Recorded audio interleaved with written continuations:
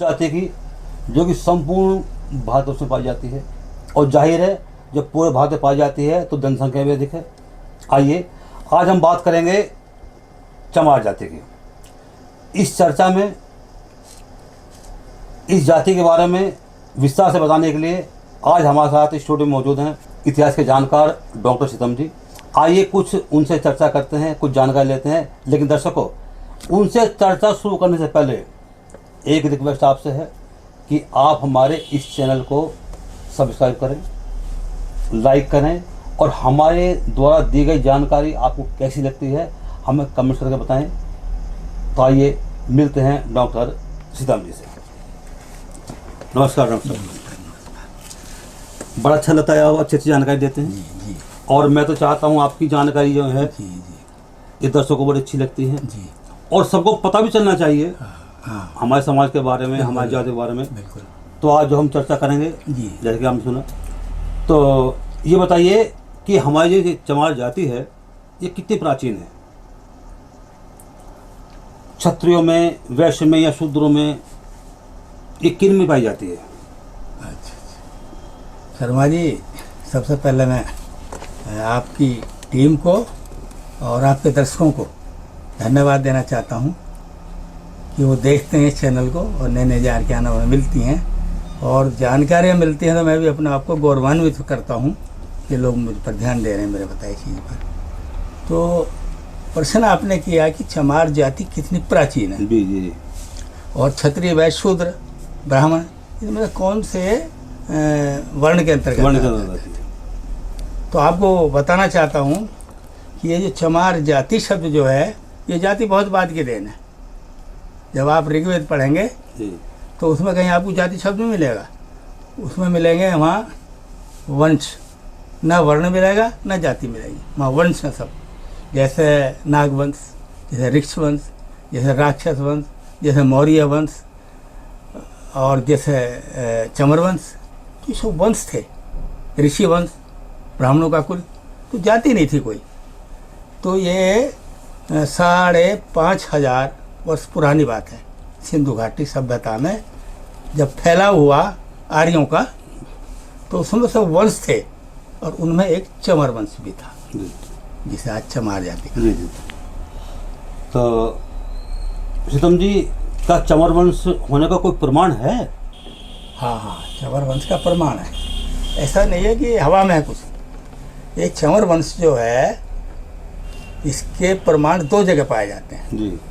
हमारा हिंदू ग्रंथ के, हिंदू माने जाने वाले ग्रंथों में एक तो वाल्मीकि रामायण फेमस है जी, और एक महाभारत, दोनों फेमस है। तो जब हम वाल्मीकि रामायण का अध्ययन करते हैं तो उसमें अयोध्या कांड आता है, सर्ग 109 और श्लोक 34 में।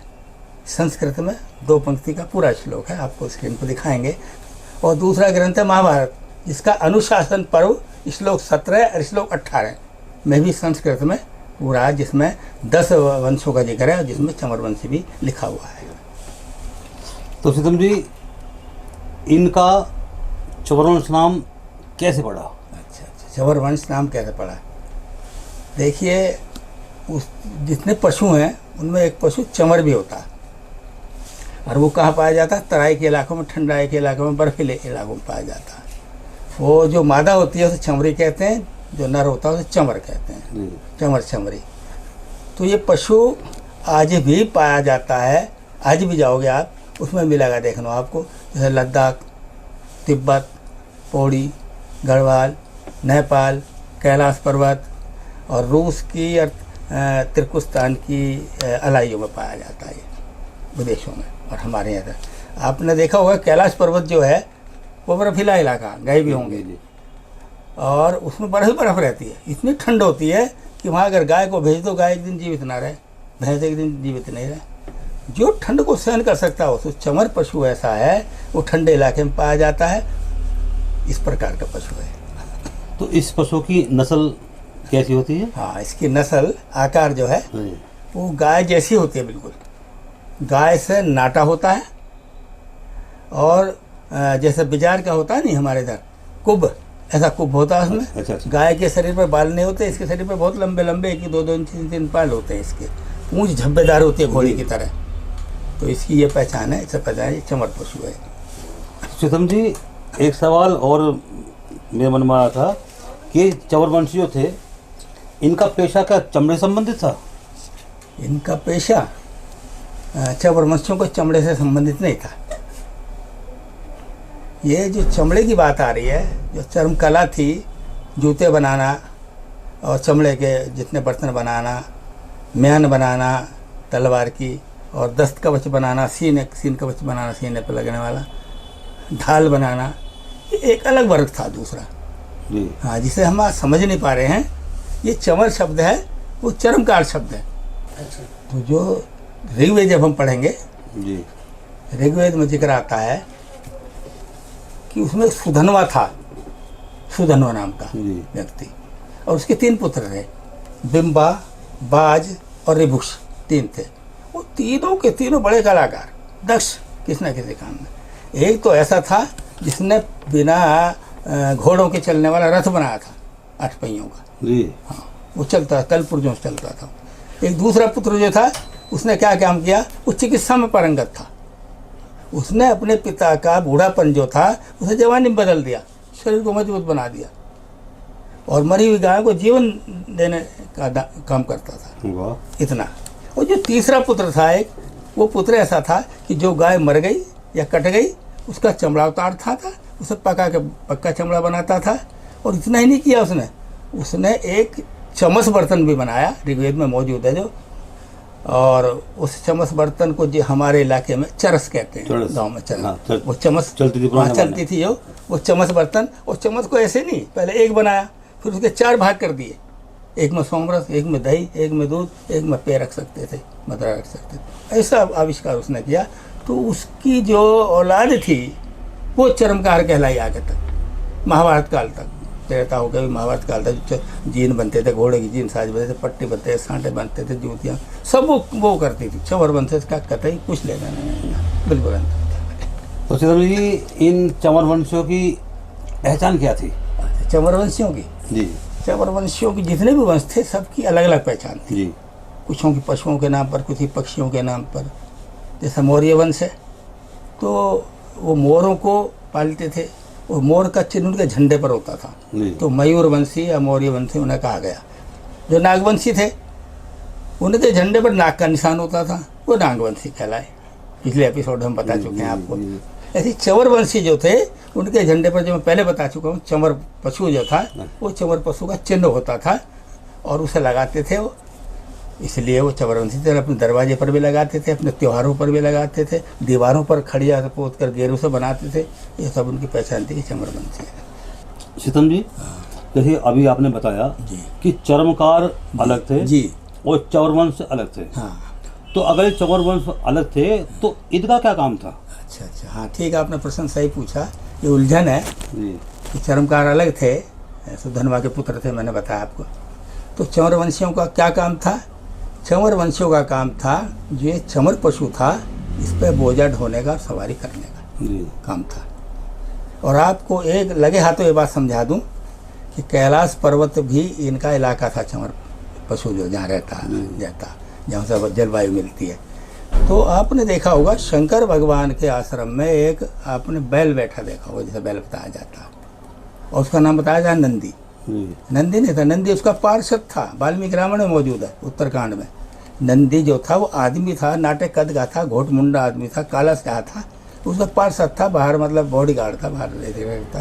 ये गलत बात है। वो चमर पशु ही बैठा है वहाँ, वो चमर पशु पे करते थे। कैलाश पर्वत जहाँ बर्फ होती है, जहाँ कोई जा नहीं सकता, तो वहाँ चमर पशु ही काम कर सकता, दूसरा नहीं कर सकता।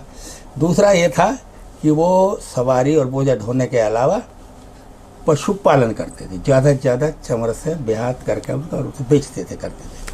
और उसके बाद उसका दूध पीते थे, मक्खन खाते थे, उससे पनीर बनाते थे और उसे बेचते भी थे। इसके बाद जो चमर पशु है, उसके शरीर पर बड़े बड़े बाल होते हैं, तो सीजन में उतारे जाते हैं, सर्दी के बाद फिर उतार के उनके कंबल शॉल बुने जाते हैं। जितने आप देखते हो कश्मीरी आ रहे, फलाने आ रहे, कश्मीरी को सब उधर के होते हैं, सब बेचने आते हैं, गर्म कपड़ा बनता हो।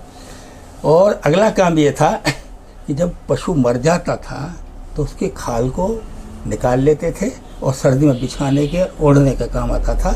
और शंकर भगवान के आप यहाँ भी आपने चित्र में मृगशाला होगी, मृगशाला नहीं है, वो सुमत पशु की छाल है, उसमें रहने को सर्दी नहीं लगने था बिल्कुल। ये अवराज का जो है गोबर वो लीपने और कंडे ईंधन बनाने के काम आता है उस समय है इसमें। इसके अलावा चंवर वंश खेती बाड़ी भी करता था। कुछ लोग ऐसे थे जो सींगों के, मरे हुए चमरों के, उनके सींगों के वस्तुएं बनाते थे, चूड़ियाँ बनाते थे और कई चीज़ बनाते थे, तो उन्हें बेचने का काम करते थे। और बाकी का जो काम था ये था कि इधर से उधर विदेश में इनका क्रय विक्रय करना भी इन चमर वंशों का काम था। सीतम जी, बड़ी अच्छी जानकारी। लेकिन अंत में एक सवाल और जी, इन चंवर वंशों के राज्य कहाँ कहाँ थे? हाँ, इनके राज्य पूरे भारत में फैले हुए थे, भारत से अलग भी फैले हुए थे जी। तो पहले सौराष्ट्र आता हमारे यहाँ, सौराष्ट्र है गुजरात का इलाका, जी। गुजरात के आसपास का इलाका। फिर एक देवबंदर था टापू, उसमें आता था, जो सौराष्ट्र के समुद्र किनारे पर पड़ता। एक अनिलबाड़ जो कोंकण से लेकर हिमालय के, उसके महाराष्ट्र के कोंकण से लेकर हिमालय पहाड़ तक जाता, वो पूरी पट्टी, उसे अनिलबाड़ कहते थे। और सन 1731 में माया राम नाम का शासक चित्तौड़ का भी राजा रहा है चंवरवंशी, जिसके बप्पा रावल के साथ संबंध थे, रिश्तेदारी की थी। और अगला पश्चिम में जाओगे आप, एक चमार मंडल है, इसका जिक्र महाभारत में वर्णन में आता है, चमार मंडल नाम का। एक है दूसरा राज्य चमारखंड, जो विष्णु पुराण में आता है, इसका जिक्र होता है। और उसके बाद एक है चमारकोट। चमारकोट कहाँ? उत्तराखंड में, जहाँ किले की दीवारें अवशेष खंडर रूप में आज भी देखी जा सकती हैं। एक है चंपावत, वो भी उत्तराखंड में है। एक लोहाघाट घोट, वो भी उत्तराखंड में है। एक जवाहर संस्थान, वो है महाराष्ट्र के पुणे जिले में। राजा श्रीमंत मुकुंद जी वहाँ के राजा थे उस समय का। अगला है लंका, जिसे रावण की लंका कहते हैं। वहाँ भी चांवर नाम का एक राजा राज्य करता था। इसका जिक्र सतनाम सिंह ने हिमाचल के निवासी चमार जाति के गौरवशाली इतिहास के पृष्ठ पर उन्होंने किया है। और इसके बाद इटारसी तहसील में तवा नदी के किनारे पर एक राजा मथुरे थे जी, जो थे जिला होशंगाबाद मध्य प्रदेश में। उसके भी खंडर और दीवार आज आप देख सकते हैं जाके, ऐसे कैसे पड़े थे मजले महल उनके आज भी। और उसमें बड़ी बावरियाँ भी हैं। पानी की देखा जाए तो जो महल के पानी के लिए सप्लाई की थी या और बाहर के पानी देने के लिए थी। और बाद में वहाँ का राजा, वो जो एक था उनके पास, वो था पारस पत्थर जी। पारस पत्थर को देखने के लिए बहुत लुटेरे आए। वो क्या करा कि राजा को तो मार दिया। रानी इस पारस पत्थर को लेकर वो नदी है, तवा नदी, उसके बिल्कुल पीछे महल के।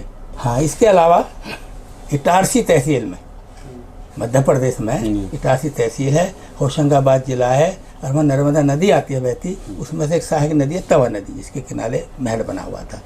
तो वहाँ बावरियाँ बनी हुई हैं बहुत सारी पानी के लिए, किले की सप्लाई के लिए भी। उसके खंडर आप देख सकते हैं। मैंने देखा 4-4 फुट चौड़ी दीवारें थी उसकी, आज भी लखोरी ईंटों की है। और राजा मथुरे उसके लेके राजा थे। और सन 800 ईस्वी की बात है, ये 1200 वर्ष के करीब हुए हैं इसे। इस प्रकार से चमारों के राज्य रहे पुराने। जिन चमार जाति को आज हीन समझा जाता है, नीच समझा जाता है, वो बड़ी क्षत्रिय रही है और बड़े वीर रहे हैं वो लोग, उनके राजा रहे हैं, राज रहे हैं। अब गड़बड़ी ये आ गई कि शब्द गड़बड़ी हो गया, आके उसे किसी एपिसोड में बात करेंगे फिर उस बारे में। तो आपका स्टूडियो आने के लिए बहुत बहुत धन्यवाद। तो दर्शकों, आपको जानकारी कैसी लगी हमें अवश्य लिखें, कमेंट्स करके हमें बताएं, ताकि आपको और भी अच्छी जानकारी हम दे सकें। और हाँ, घंटी का बटन जरूर दबा देना, ताकि आपको अच्छी अच्छी जानकारी सबसे पहले प्राप्त हो। नमस्कार। अगर आप लोगों को वीडियो पसंद आई है तो इसे लाइक करें, कमेंट करें, शेयर करें और हमारे चैनल को प्लीज सब्सक्राइब करें।